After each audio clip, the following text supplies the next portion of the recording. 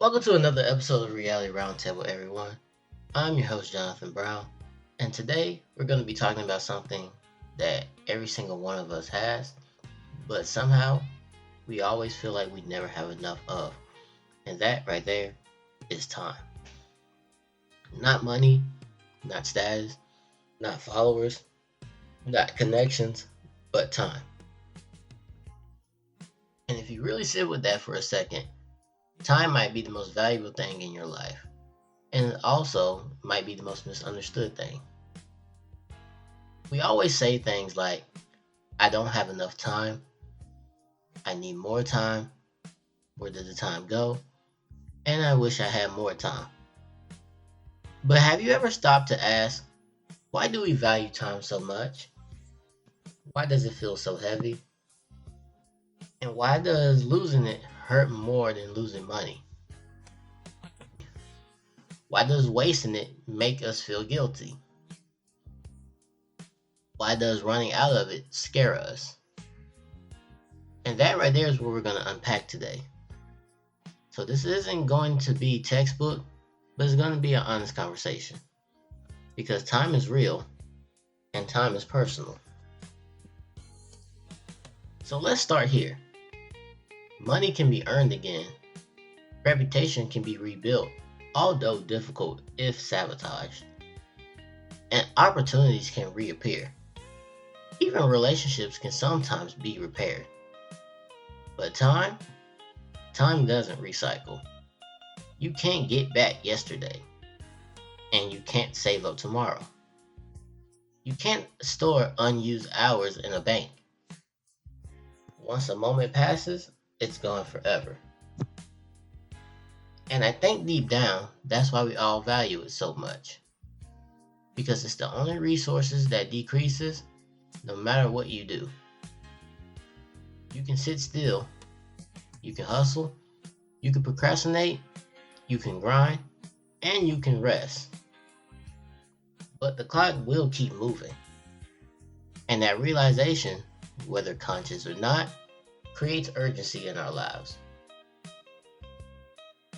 It's why birthdays hit different after 25. It's why 30 feels heavier than 20. It's why 40 makes people reflect. And it's why 60 makes people prioritize differently. Because as we age, time stops feeling infinite. When you're 10, summer feels like forever. But when you're 30, summer only feels like 6 weekends. Nothing changed about the calendar. What changed is our awareness. And here's something most people don't talk about. Time is life. Not metaphorically, but literally. Your life isn't measured in money. Your life isn't measured in achievements, and it's not measured in the titles that you achieve.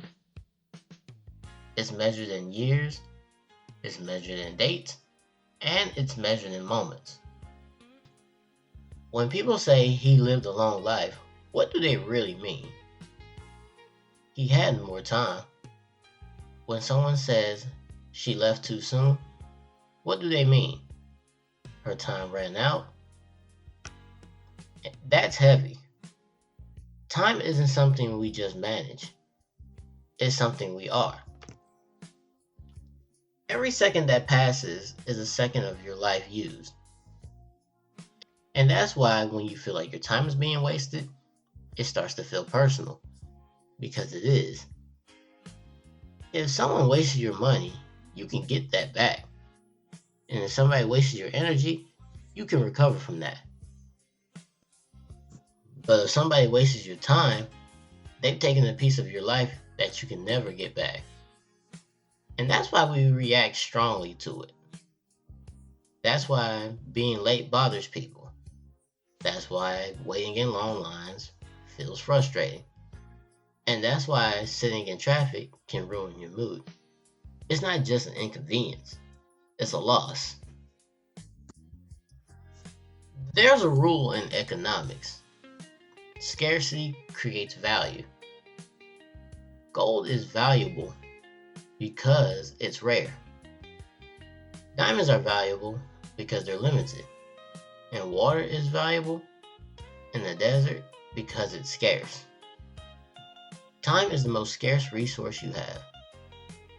You don't know how much of it you've been given. Now think about that. You don't know if you have 50 years left. You don't know if you have 5 years left. And you don't know if you have 5 months left. That uncertainty magnifies its value. If somebody told you today you had exactly 80 years to live, down to the minute, you would treat time very differently. But the mystery, that's what intensifies the feeling of it. Because it's limited and it's unpredictable. And humans value what can be lost.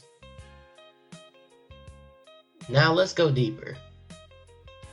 In today's culture, especially in the US, time isn't just life, it's productivity. We've linked our time to our worth. How productive were you today? What did you get done today? And how are you using your time? We measure success in output per hour, and we calculate salaries by yearly time. We change by the hour.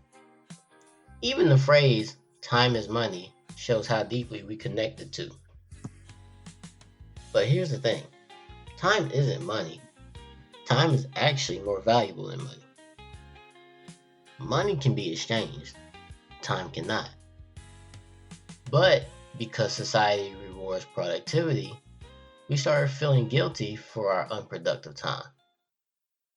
Rest starts to feel lazy, slowing down feels wrong, and doing nothing feels irresponsible. And that creates anxiety around time. You're not just losing it, you're supposed to be optimizing it. And that pressure makes time feel even more precious. Another reason we value time, because our memories are built from it. You don't remember money, you don't remember emails, and most of the things that you purchase, you won't remember. But you will remember the moments, the conversations, the vacations, late night talks, laughing until your stomach hurts, sitting in silence with somebody you love, that one day that changed everything. All of that is time. When somebody passes away, what do people say? I wish I had more time. Not more money, not more stuff, but more time. Because time is the container that holds experience. Without time, there is no memory. And without memory, there is no story. And without story, there is no meaning. We value time because it holds the only things that actually matter in the long run. Now let's talk about regret. One of the biggest fears humans have isn't failure, it's regret. And regret is almost always time. I should have started sooner. I wasted years. I wish I had said something. I should have tried. Regret is time-focused pain. It's not about what happened. It's about what didn't happen during the time you had. And that's powerful. We don't regret losing money the same way we regret losing years. Because money loss is just a setback. But time loss is permanent. That's why when people hit 30, they tend to panic. And when they hit 40, they reflect. And when they hit 50, they start to reassess their life. Because they start calculating how much time is behind them versus how much time is ahead of them. And that math changes their perspective. And here's something that's interesting. When people go through serious life events, illness, loss, near-death experience, their priorities shift almost instantly. Why? Because time becomes visible. When you think you have forever, you tend to postpone things. When you realize you don't, that's when you start to prioritize things. You stop arguing about petty things, and you stop caring about minor opinions, and you stop obsessing over small inconveniences. Because suddenly, you become aware that time is limited. And when time becomes real, clarity will follow. We value time because it forces us to be honest with ourselves, and it reveals what actually matters in life. Another reason why time feels so valuable is because it's the one thing we can't control. We can control our schedules, we can control alarms, and we can control our calendars, but we cannot control time. It's going to move regardless of how ready you are. You can't pause it, you can't rewind it, you can't fast forward it, and you can't negotiate with it. And humans don't like losing control. So when we can't control something, we often elevate its importance. Time humbles us. It reminds us that no matter how powerful, wealthy, or successful someone is, they will age, they will change, and they will eventually run out of time.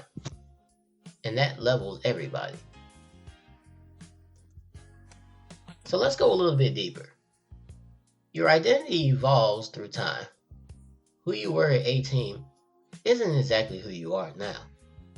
And who you are now won't be who you are at 50. Time shapes personality. Time builds wisdom. And time heals wounds. Time matures perspective. So without time, there would be no growth. So when we ask about valuing time, we're also valuing transformation. We're valuing the chance to become someone new. Every year gives you another opportunity to rewrite parts of your story. So here's the paradox. If time is so valuable, why do we waste it? Why do we waste it scrolling, procrastinating, overthinking, waiting for perfect conditions, staying in situations that we've outgrown? Why? Because time feels abundant in the moment. When you're 22, you feel like you have forever. When you're 25, you feel like you can restart anytime. And when you're 28, which I am now, you still feel early. But one day, you wake up and realize you've been alive for decades. And suddenly, time doesn't feel infinite anymore. The danger isn't that time is short. The danger is that it feels long until it doesn't. So what do we do with all this? Do we panic? Do we rush? Do we obsess? The answer to those questions are no. The goal isn't to become anxious about time. The goal is to become aware about time. And there's a difference. Anxiety says, hurry, you're behind. Awareness says, be intentional, this matters. When you're aware of time's value, you choose differently. You choose conversations over scrolling. You choose what conversations you want to partake in. You choose experiences over ego. You choose growth over comfort. And you choose presence over distraction. Not perfectly, not every day, but more often. Maybe valuing time isn't about squeezing productivity out of every moment. Maybe it's more about depth. Not more moments, but better moments. Not faster living, but living more intentional.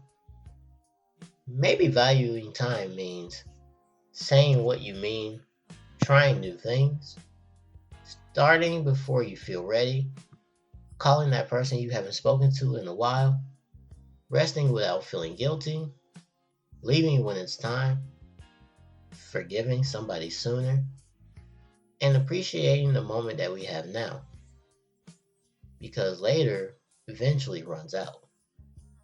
And I wanted to leave you with this thought.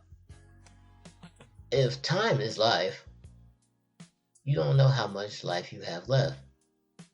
Then every ordinary moment will be more valuable than you think. That random Tuesday, that's life. That drive home, that's life. That conversation you almost didn't have, that's life. And we value time so much because it's the currency of existence.